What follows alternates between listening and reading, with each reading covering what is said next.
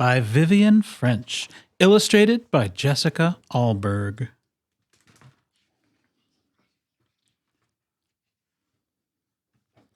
One day when I was in Grandma's garden, Grandma dug up a slimy, slithery, wiggly worm. Yuck, I said. Throw it away. Throw it away? Grandma looked horrified. Would you throw away one of your friends? You can't be friends with a worm, I said. You can't even tell which end is which. Yes, you can. Watch. Grandma put the worm down. It gave a kind of squirmy wriggle and disappeared really fast, pointy end first. As the rounded end vanished, Grandma said, "There goes its tail." I bent down to look, and I could see it had left a little tunnel.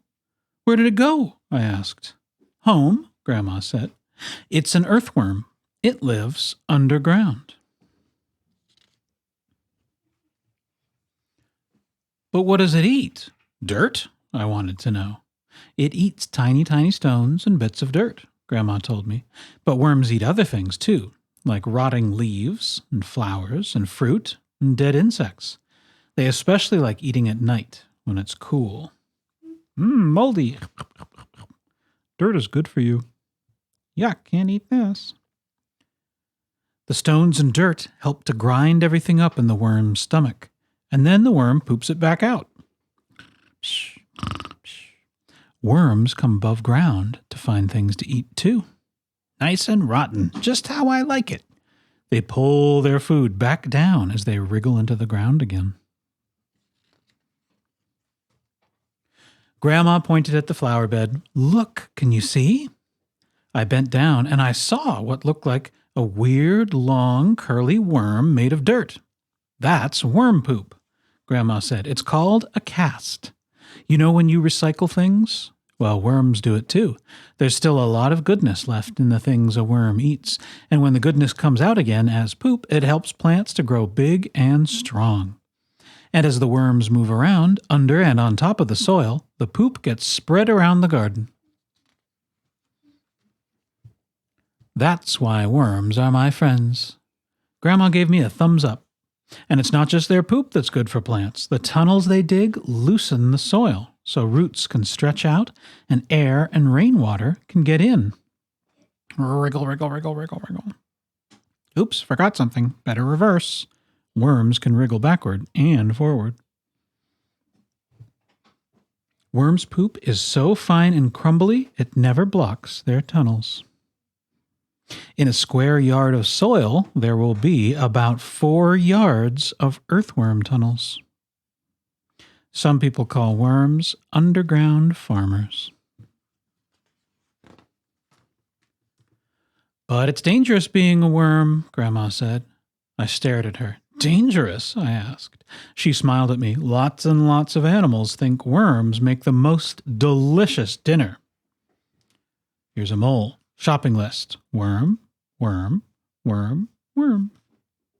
Birds love them, and so do moles, badgers, frogs, hedgehogs, and foxes.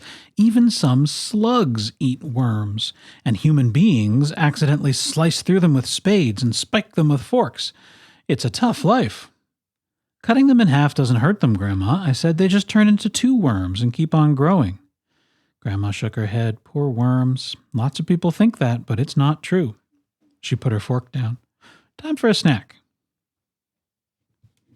A worm's tail can regrow if it's cut off, but cutting a worm in half will kill it. I think I'll hide down here. "There's a mole over there. Bird alert." Grandma had tea and I had orange juice. "Can I dig up a worm?" I asked. "If it rains," Grandma said, "the worms will come up on their own." I took a cookie. "What if it doesn't rain?" Grandma winked at me. "We'll use the watering can and pretend." I finished my cookie as fast as I could. "Can we trick the worms now?" Worms breathe through their skin. They don't mind the soil around them being wet, but if their tunnels are flooded, they come up to the surface to move around more easily. Grandma filled the watering can, and I watered the ground. Then I stood back. I didn't want worms chewing at my shoes. They only put their heads out, Grandma promised, and it'll be a while before they do. When it's very hot and the soil gets too dry to slither through, phew, a worm will wriggle down to where the soil is still damp, curl up, and wait for rain. That's better. When it's very cold, a worm will wriggle down even deeper below the frost level and curl up with other worms for warmth. Ooh, cozy. Grandma was right. I had time to eat 2 more cookies before she said, "Look." "Wow," I said. I could just see the tip of a worm above the ground. "Now watch this." Grandma stamped her foot, and the worm disappeared. "Did it see you?" I asked. Grandma shook her head. "Worms don't have eyes. They feel vibrations, though. And a thump like that might mean a hungry bird is landing. Danger." Grandma dug her fork in the ground. Up came lots of dirt and wriggly worms. She picked one up and washed it in the watering can. "Mustn't drop it," she said. "They can't swim." Grandma put the clean worm on some paper and held it near my ear. I could hear a tiny rustling noise. "What's that?" "They're covered in little bristles," Grandma said. "The bristles and their muscles help them move." A worm has ridged muscles all along its body. To move, it pushes its front end forward and uses its bristles to hold that end in place while the back catches up. The bristles on the back end keep the worm from sliding backward, while the front end tunnels forward again into the earth. Away I go. "I've got muscles too." I bent my arm so Grandma could see. "If you've got so many muscles," she said, "maybe you'd like to help me plant my sunflower seedlings." "Okay," I agreed. And then I thought of something. "When I go to school on Monday, I'm going to say that I've got lots of new friends." "Good idea," Grandma said. "But," I said, "I might not actually say they're worms."